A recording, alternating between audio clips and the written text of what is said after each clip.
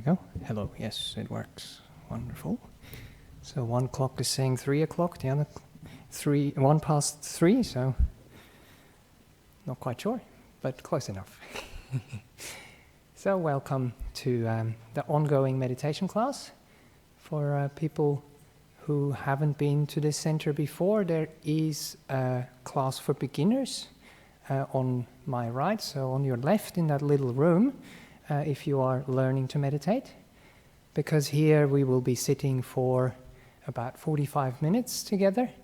There will be a little bit of a talk in the beginning to set things off, and then I'll do a guided meditation, but it won't be guidance through the whole meditation. So it's kind of like an intro to get you into the right mood, and then I'll just let you meditate in silence before we finish off together around 4 o'clock. And there will be opportunity for questions if you have any. And also, because this is live streamed, people from overseas who are watching this can also send some questions that can hopefully be answered. Great. So I wanted to start off with a chanting, or with a chant, that I really enjoyed as a layperson and still enjoy today. I'm from Europe, I'm from Switzerland, so the first place to go for me, because the monastery in Switzerland wasn't a training monastery at that time, was Amaravati Monastery, with Ajahn Sumedho as the head at that time. And when I went there, they would often do this chant, also, for example, in the kitchen before we would start work. And it's the chant on universal well-being, and I really enjoyed it, so I wanted to kick off with that one and then explain a little bit about what it says and how this relates to meditation. May I abide in well-being, in freedom from affliction, in freedom from hostility, in freedom from ill will, in freedom from anxiety, and may I maintain well-being in myself. May everyone abide in well-being, in freedom from hostility, in freedom from ill will, in freedom from anxiety, and may they maintain well-being in themselves. May all beings be released from all suffering, and may they not be parted from the good fortune they have attained. When they act upon intention, all beings are the owners of their action and inherit its results. Their future is born from such action, companion to such action, and its results will be their home. All actions with intention, be they skillful or harmful, of such acts, they will be the heirs. Sadhu, sadhu, sadhu.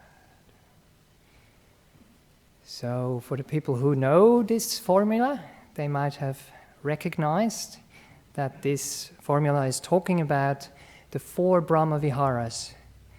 And the translation of the Four Brahmaviharas that I was using recently at the retreat that I was teaching at Jhana Grove was it's the 4 highest hangouts for our minds.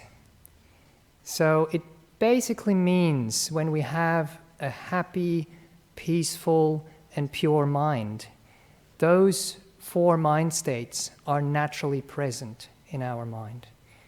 So that would be the natural mind state of an enlightened being, or of someone who is in a very, very pure, good mind state. But now, we don't just want to think about it that way. We also want to think about it as a pathway into those mind states. And that's what meditation is about.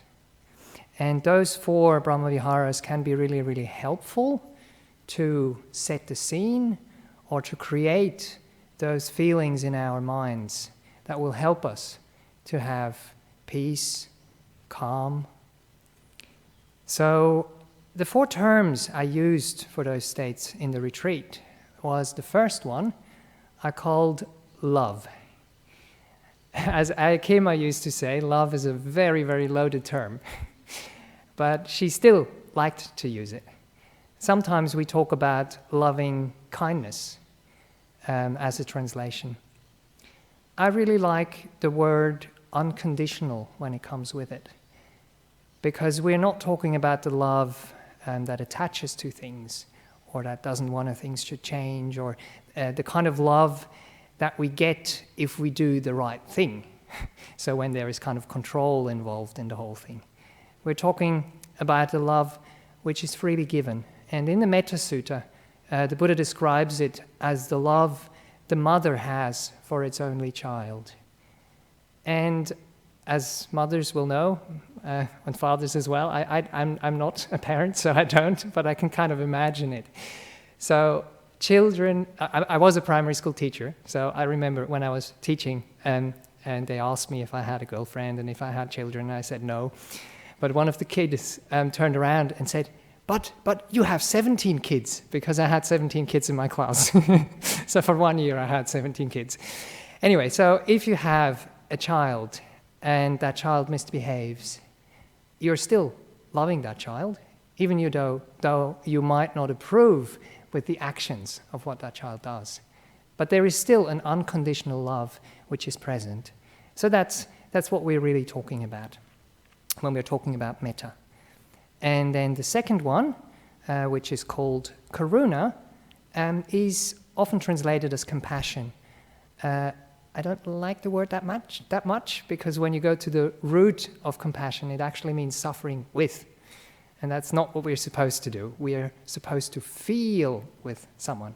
We're supposed to understand what's happening in another being and then being there for them. Kema used to say, if someone is suffering and you suffer with them, you have 2 people who are suffering. So you're not really solving the problem. So compassion is actually very, very similar to metta, as far as I understand it. It is a very deep, unconditional kindness again, but it has a different trigger. So the trigger for compassion is when we see suffering in the world, or if we see suffering in ourselves, and we want to try and alleviate that suffering, or we even just have a wish, may that person be safe, and may that person not suffer, or may my body not hurt, may my mind not hurt. So care can be extended towards ourselves as well. And then the third one is called Mudita, and it's often not talked about enough. Mudita is joy or rejoicing. So we are rejoicing along with someone or with something wholesome, with something nice we are seeing in the world. And I was also trying to explain that it is so important that we turn this around to ourselves as well. So to have self-care, but also to have self-joy, or I don't know if that's the right word, but anyway, to rejoice in the good qualities in our minds. And one thing that really struck me is something Dr. Brené Brown was saying. She was saying that we are often building walls around ourselves because we want to protect ourselves from things out there. And when we are doing that, we are not just protecting ourselves from the harmful things. We're also protecting ourselves or walling ourselves in and not being able to experience the joy which is there outside in the world or within our own minds. So I'll be talking about that a little bit more afterwards. And the last one of the Brahmaviharas is Upekkhà. It's called equanimity sometimes. I liked to call it balance. So it means to have an even mind, to have an even heart. It means to not get stuck to things, to not get too excited about things, or too involved in things, or estranged from things when they arise in our minds. To be connected with whatever is happening, but to have a safe distance so we don't get sucked into what is happening there. So for this meditation, I would like to focus on the third one, because I said before, it's often neglected. So how can we cultivate joy? For me, joy always comes like in a package, or there is kind of, there is a way how it is developed, and the words I like to use for it is first appreciation, then gratitude, and the third one is thankfulness. So you might think now that they actually mean all the same. Maybe they do to you, maybe they do to other people, but I think about those three words slightly differently. So the appreciation means that we recognize that there is joy. We recognize that there is something we can rejoice in. That's really the first step. So we give something which is nice, which is wholesome, we give it value. And that would allow us to kind of go there with the mind. That's the mindfulness part of meditation.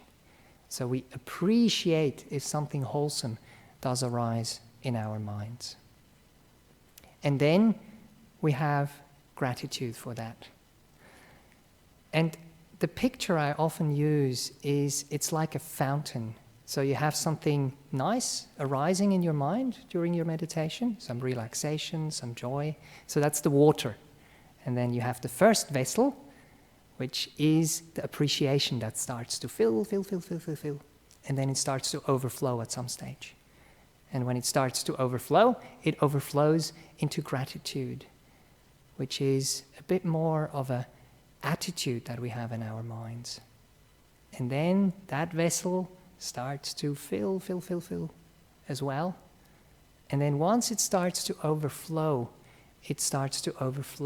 into thankfulness, which basically just means expressing our appreciation, expressing that joy, that gratitude that we have in our hearts, and saying thank you.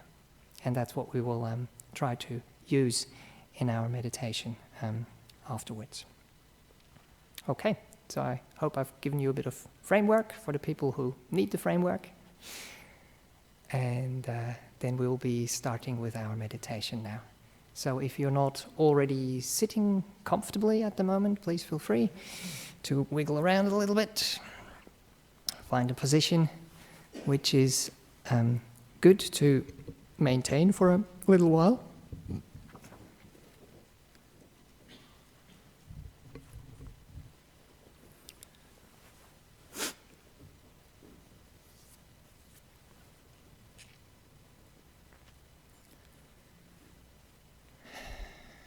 And then we can gently close our eyes if they're not already closed.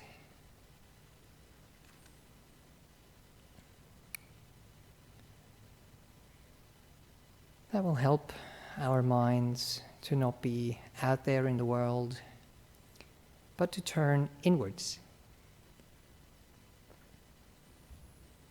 to come back, so to speak.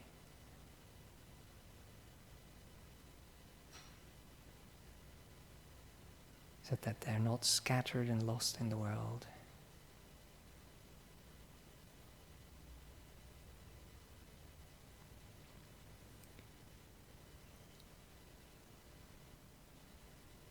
And once the mind is returning, the first thing we'll often become aware of is the body.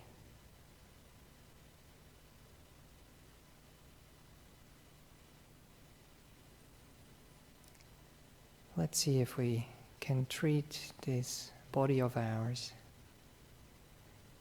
with appreciation with gratitude and with thankfulness.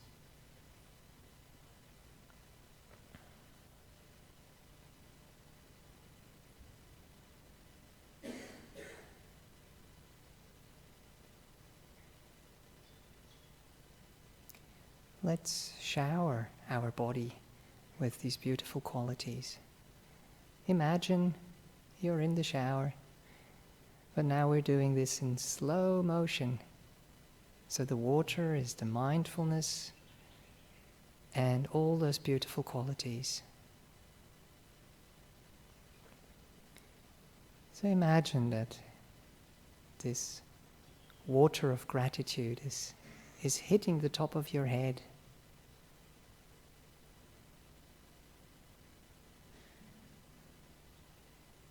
And then slowly washing down your body on the right and the left side of the head.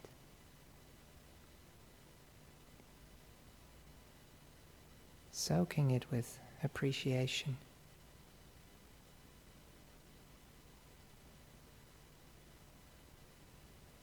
Being grateful and saying thank you to that part of the body.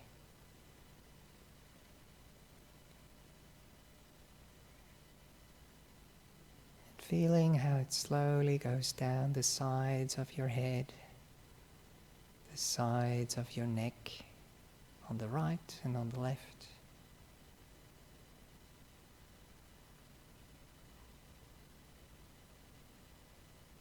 And still until it starts reaching your shoulders.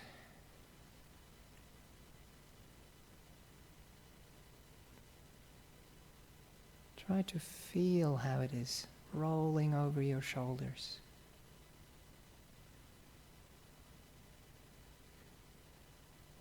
This warm, pleasant water of gratitude. From your shoulders down your arms, on both sides.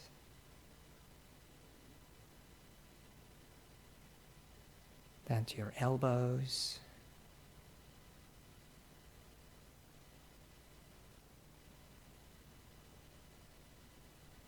The lower parts of your arms.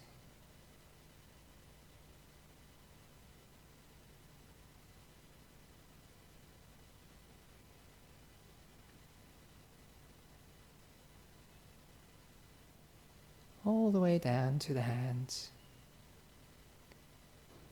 The backs of the hands, the palms. Right into all the fingers.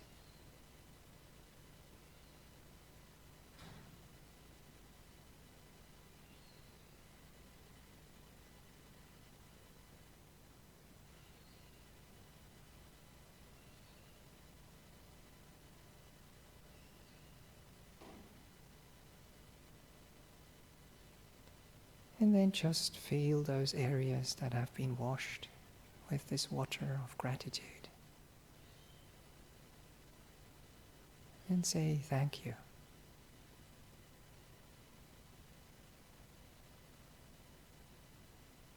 And see what that does to your body.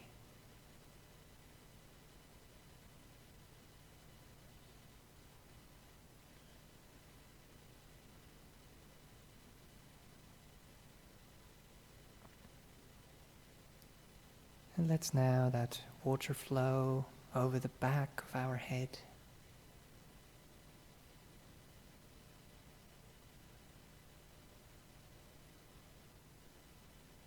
Over our neck.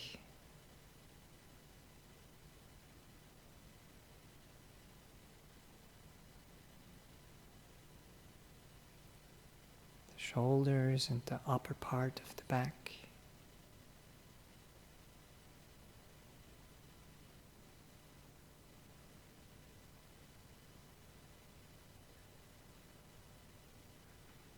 The lower part of the back.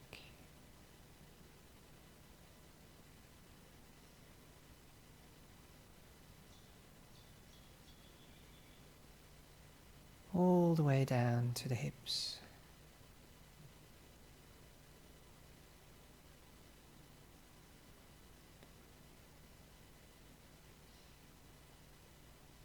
showering your body with kindness, with appreciation.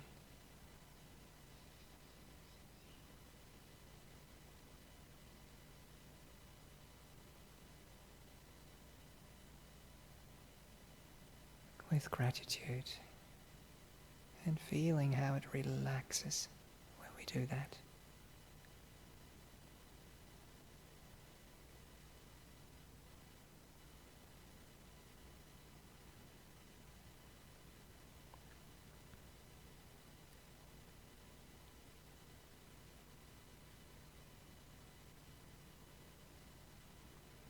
Great.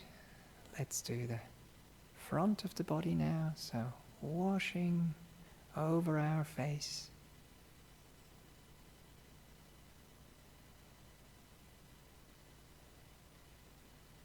And relaxing all those muscles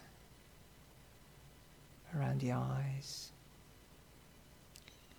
around the cheeks, the mouth, the jaw.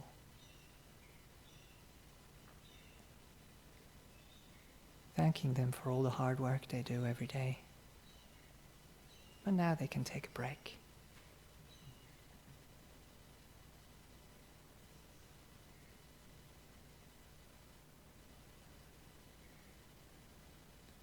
Washing down the front part of your neck.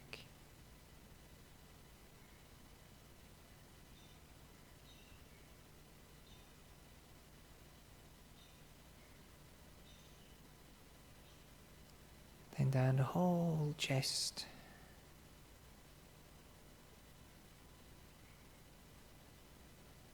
Try to feel the movement of the water and stay with the movement of the water.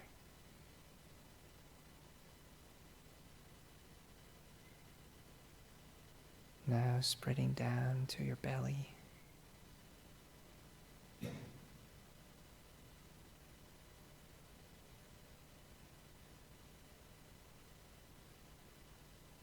Again, all the way down to the hips.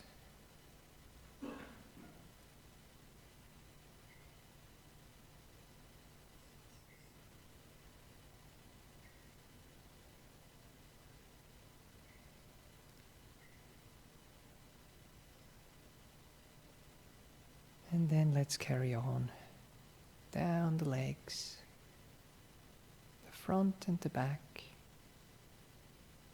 Washing them with this beautiful, warm water of gratitude.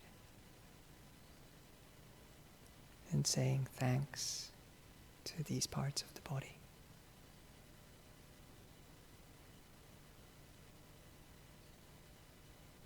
All the way down to the knees.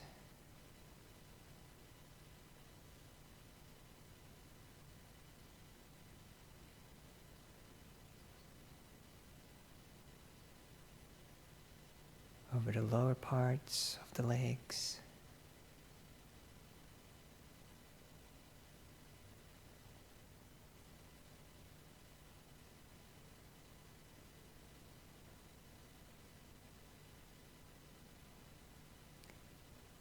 All the way down to the feet.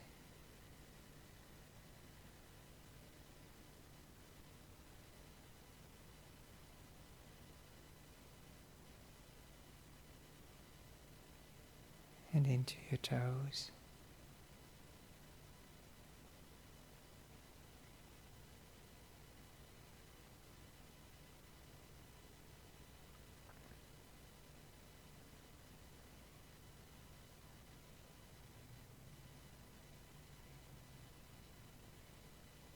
So let's appreciate this whole body of ours.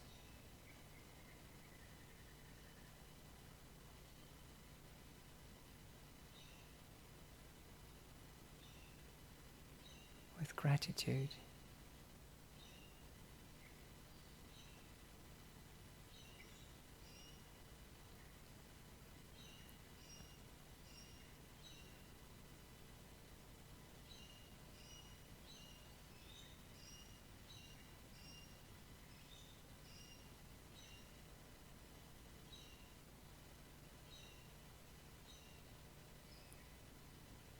That's kind of the outer layer of the body.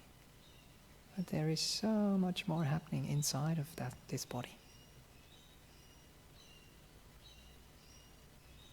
So let's breathe in those beautiful qualities of appreciation, gratitude, and thankfulness.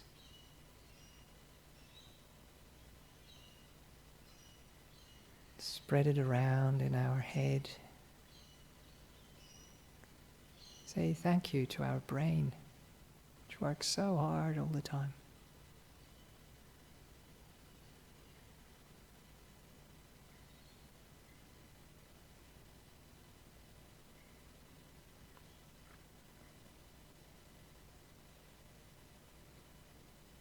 And then let's move down along the spine and spread this beautiful gratitude within our body.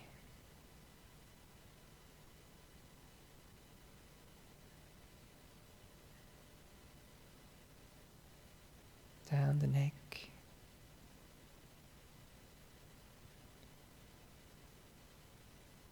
Spreading it to our organs, such as the heart and the lungs, which is working all the time.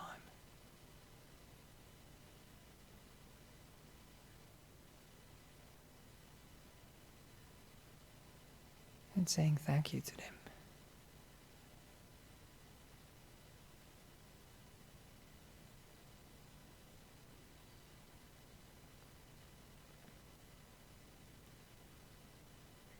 Down to our belly and all the organs which are living there.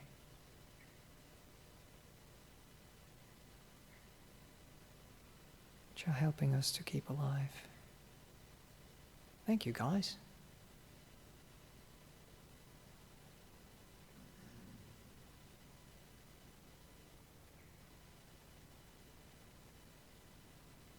Thank you for all the hard work you do.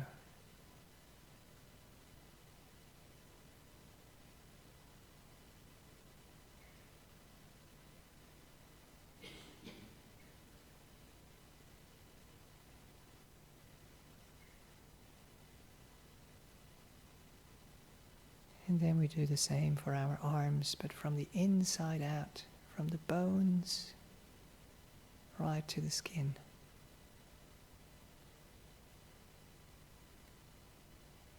Filling our arms with gratefulness, with gratitude.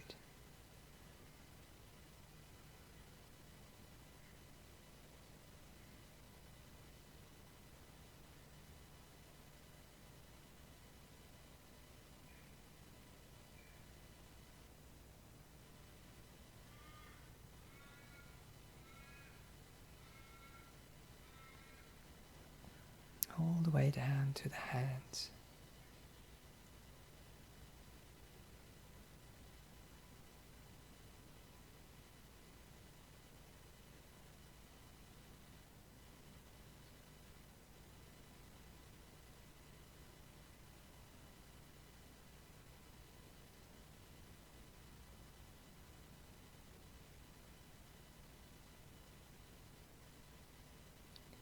Then let's do the same for our hips, from the bone, from the inside out, all the way to the skin.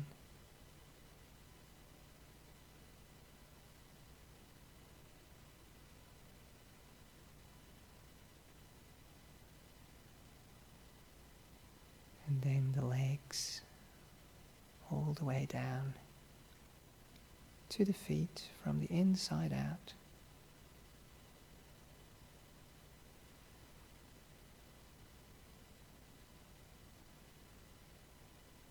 Fill them with gratitude.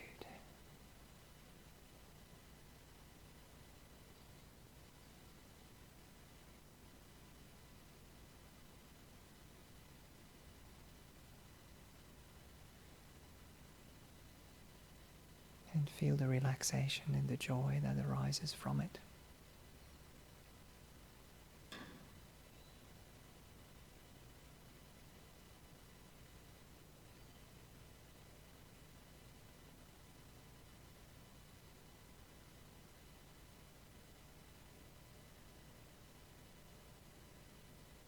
That way we've worked through the whole body.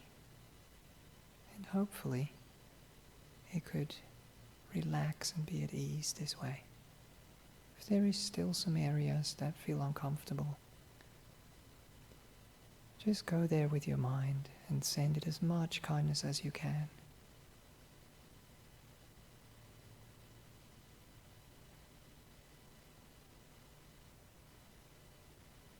So that it also may loosen and relax.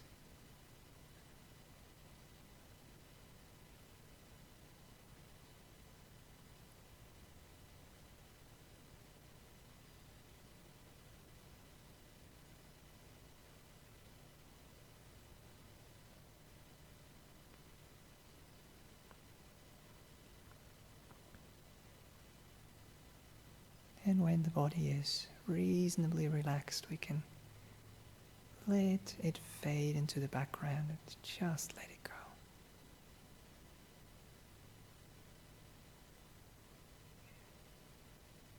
If it asks for our attention again, we now know what we can do.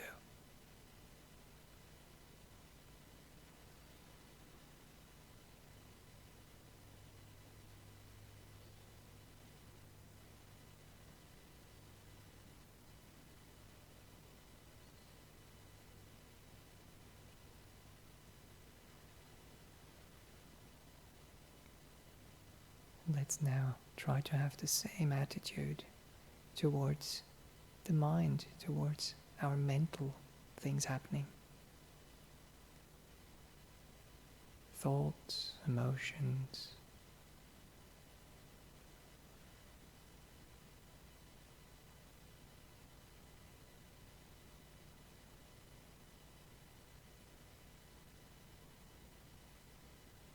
Let's appreciate our mind. Bring up gratitude towards our minds.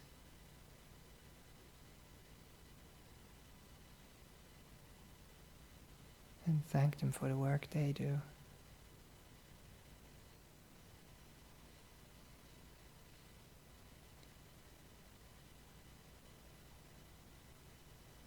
Then hopefully the same thing will happen like with the body before.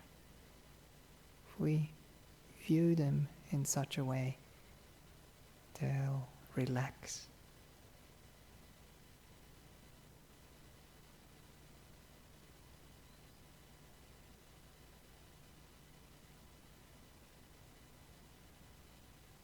And fade.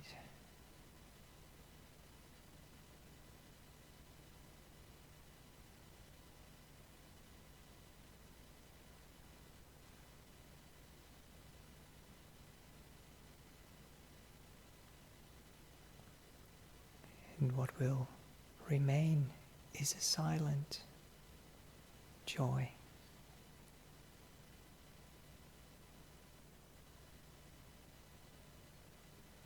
Let's delight in that.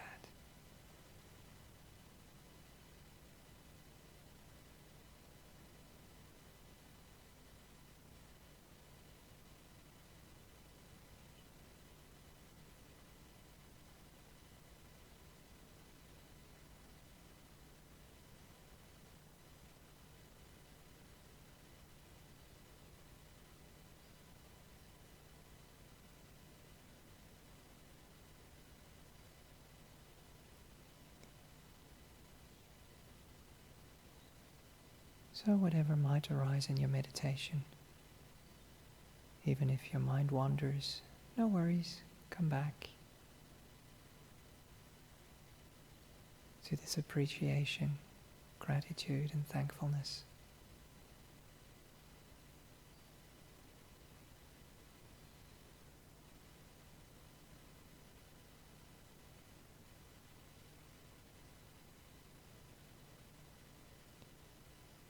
And if you can settle on the joy that arises and let it develop, that would be wonderful.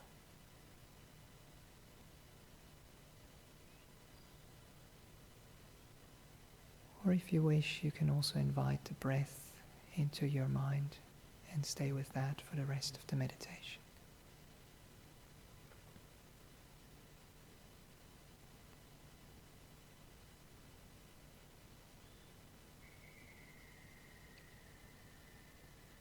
enjoy the rest of the time we have together in this meditation.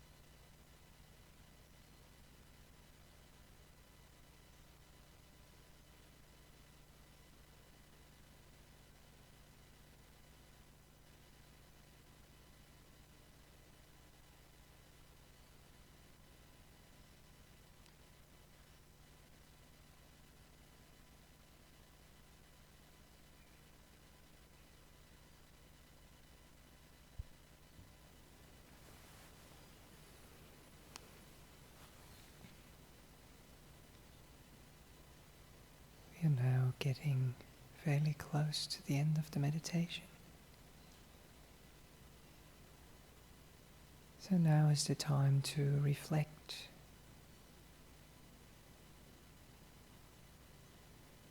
And to see what has worked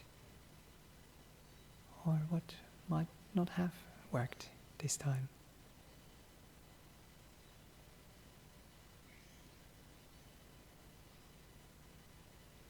Just ask yourself, how much more peaceful, calm and relaxed am I now compared to when I started meditating?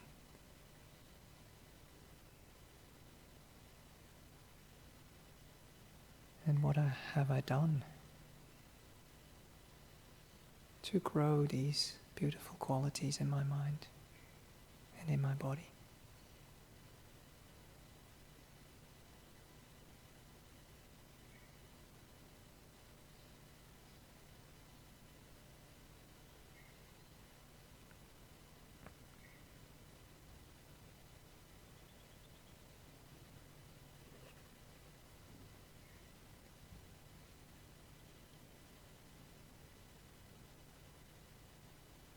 And whatever beautiful qualities we might have gained in our minds,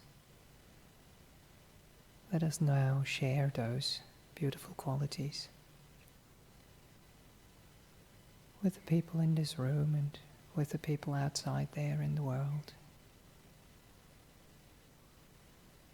So instead of ringing the gong 3 times, I'll just chant that chant again, and if you wish, you can follow the words with your mind and spread those thoughts of the Four Brahmaviharas out into the world to end this meditation.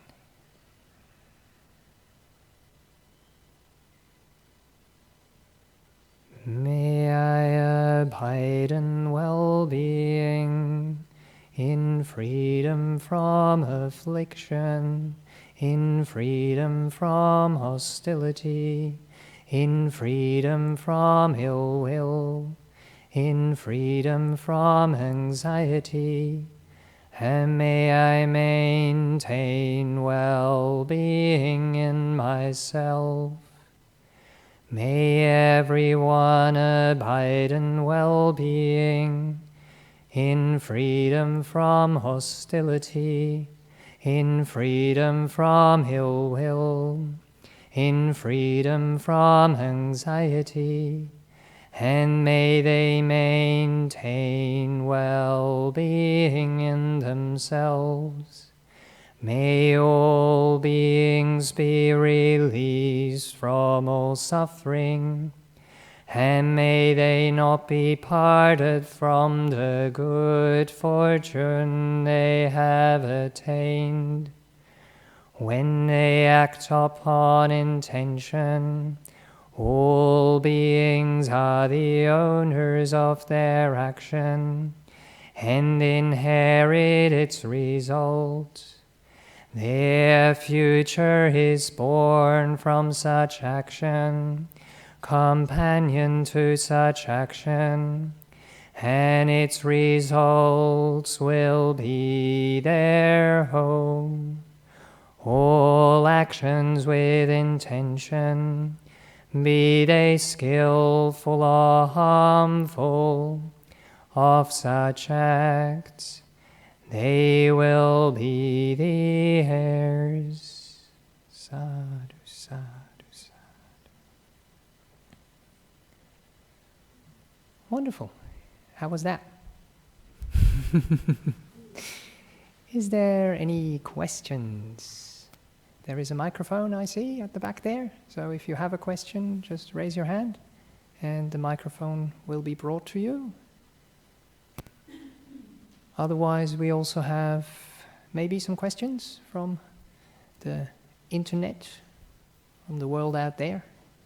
Did you feel what we were spreading out there? Okay. Aha. So we have 2 questions. One is from the USA. I'd like this Venerable sitting next to me here. And the other one is from Germany. So, first question from the USA. When unwholesome mind states arise during meditation, how do we deal with it without adding further aversion to the unwholesomeness? Yes. Well, there is different approaches to this. It really depends on at what level your mind is. So one of the ways that we can deal with this is by replacing the unwholesome things with wholesome things. So we're trying to not pay attention to those things that might be arising and shifting our attention to something which is more neutral or which is more wholesome. So that would be, for example, our body, as we were doing in this meditation. So we are shifting our awareness, and then we're trying to develop those beautiful mind states at that time. And then hopefully that will become so strong, or strong enough, that it will entertain our minds more than those negative thoughts. And we might realize, this is a much nicer energy than this kind of energy of ill will or aversion. And then we can stay with that object. But sometimes that doesn't work. Sometimes something arises and we get caught up in it and it doesn't quite work. So we have to try and use other tools, like trying to use wisdom to say, look, where is this leading me? Is this leading me to peace and stillness? What I'm trying to cultivate in this meditation here now? No, not really. So we try to drop it with a bit of wisdom. If that doesn't work, I often encourage people to try and feel that thought. So we are used to think a thought, and we're used to think that we are the thought. But it's actually just a thought. It's just a formation that comes up. So what does it mean to feel the thought? Try to feel what is happening in your body, connected to that thought. So what is the impact of that thought in your body? And then try to relax that, the tension wherever you might find it in your body. And that will help to relax the tension which has arisen in the mind. Yeah, a few things that you might want to try and see what works for you. The second question is from Germany, and it says, how do we find peace and stillness in strong emotions like sadness, despair when they come up? Is there anything we can do but sit and be patient? Are feelings part of the mind? Yes.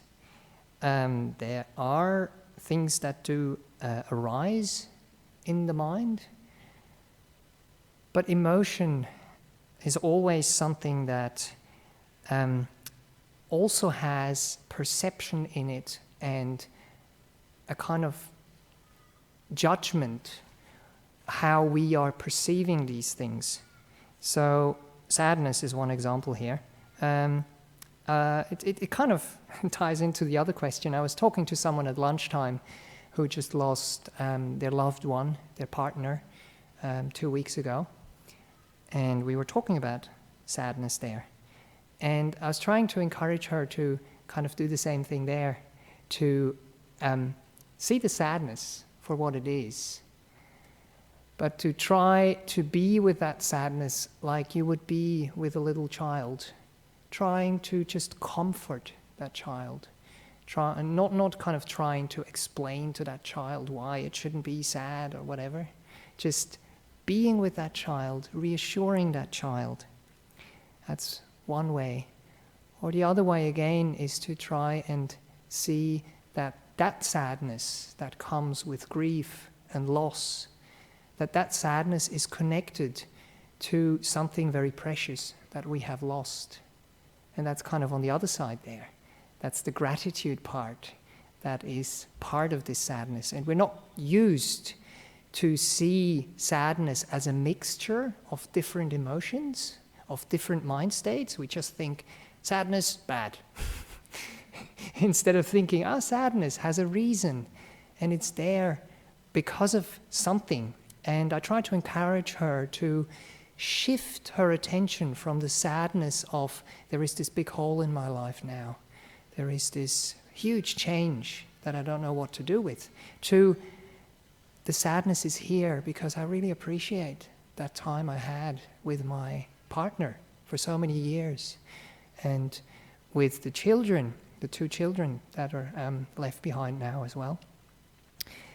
And to see if the tears or the sadness that is there can be transformed into tears and sadness of gratitude.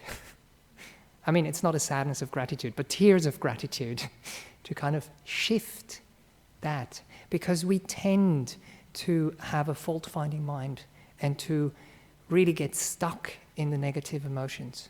So we're not trying to ignore them and not see them at all.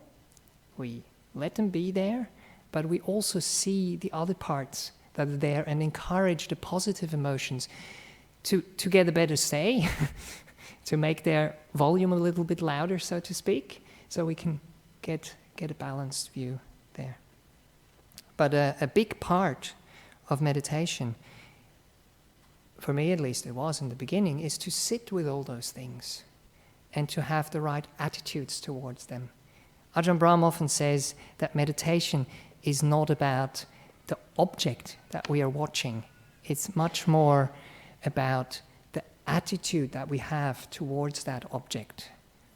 And if that attitude is, for example, gratitude or love or contentment, then we are seeing that emotion through those eyes, and then the emotion, which is the object at that time, can start to relax, and the person who is looking at that object can relax as well.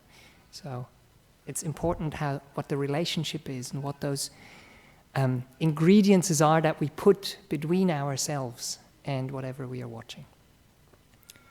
Okay, I hope that was helpful. Anything from the floor that has come up? No? There is? Okay.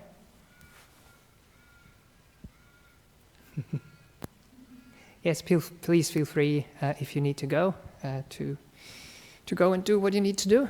Yes, please. Kanchana. Hello, Bhante. First of all, really sad that I missed the first part of today's session, because obviously very, very, very good. Thank you so much. It was so beautiful. Okay. It's all on YouTube, I hear. Sorry? It's all on YouTube, so you can rewatch it and replay. I will, definitely. Definitely. Okay, very good. But I'm just curious to get some feedback from you. I obviously have never heard you teaching before, so I'm just curious to see how you would answer this question. You, partway or towards the end of the guidance, you talked about developing joy. Yes. And then gave us the option of watching our breath, or being with our breath if we wanted to. Yes. So I'm curious, in your own practice, if you tend to, how you tend to do that, especially taking into account the specific guidance that you gave and the focus on appreciation and gratitude and thankfulness. So with the Brahmaviharas, we are trying to create wholesome mind states. And those wholesome mind states, they always come with a very delicate joy. And when we start to appreciate that joy, like Ajahn Brahm says, you become a connoisseur of those kind of joys. Like you become a connoisseur of the connoisseur ice cream or something. And you really enjoy it and you really let it into your mind. So that can become an object that you can settle on. But it does shift at a certain stage. So I was talking about the object before and how we're watching that object. So we're working on that relationship in between. So we're working on, Ajahn Brahm calls that the glue, which sticks your mind to the object. So the joy can become the object itself. But at a certain point, when you've kind of developed that joy, it's like the lens your mind is looking through. And then when you're watching whatever you're watching, say you're watching the breath, it becomes a delightful breath because you're watching it with the right attitude. So you're kind of trying to cultivate that part of the equation. That's also why Ajahn talks about kindfulness. So it's mindfulness, but it's not just mindfulness. I have to watch my object or whatever. So that kindfulness part, that kindness part, whatever that is, however it can be developed in your mind. And I've tried to give you a few options in that guided meditation how it can be cultivated. And then that becomes the glue, or that becomes the lens you're looking through. Does that answer your question? Yes, so this is what I'm getting from the answer is that it's more of a long-term process, that the more you do this kind of thing, the more that becomes how you relate to when your breath comes out. Correct, yes. I see. Thank you so much. Because at a certain stage we just start to invite the breath into the meditation. People often jump to the breath way too early, and so I've found that the Brahmaviharas are a very nice way of cultivating that joy. And when you do a Mettà meditation, for example, sometimes you're just reciting the mantra and wishing all those beings well, and at the same time kindling that happiness, that joy. And then it can be used in the other meditations as well, because very often it's lacking in the equation. Okay, I better let you go. Oh, okay. Anyway, I mean, I'm happy to stay for a bit longer. I'm also happy to stay here if someone has a question, like a personal question, which they don't want to go out into the world. So we'll stay behind. Yes, please. Yes, John. I always thought that Mudita also means sympathetic joy. Yes. So yes. that, say if someone gets a promotion, rather than being jealous of them, you're yes. glad for them. Yes, that's correct. So you are rejoicing in the goodness in the world. So sometimes it can be a bit difficult with like kind of worldly joys. If we want to go into the really kind of juicy, high Brahmaviharas, then we're looking at something virtuous and something good in the world. And instead of saying, I want that for myself, and there is not enough goodness in the world, we're trying to support the goodness which is in the world already. So if someone is doing a good job and they get a promotion and they're bringing goodness into the world, then we should be rejoicing along with that. But I like to turn it around as well to ourselves and see if there is virtue, if there is a good quality in our mind. Why can't we also rejoice with that within ourselves? I feel it's a similar thing, but it's turned around, yeah. But usually the sympathetic joy is kind of towards someone else. That's correct, yeah. Okay, very good. So have a nice weekend. The monks will be disappearing, the nuns as well. We have our rains retreat. So if you wish to come and see us, you have to go a bit further this time for the next 3 months. But it's a very, very nice and peaceful environment. So if you haven't been, or if you need another battery refill, please come. We are there every day, and 10 o'clock is usually a good time to arrive. Okay, yes, we will pay respects to the Buddha Dhamma Sangha before we finish off. That's right.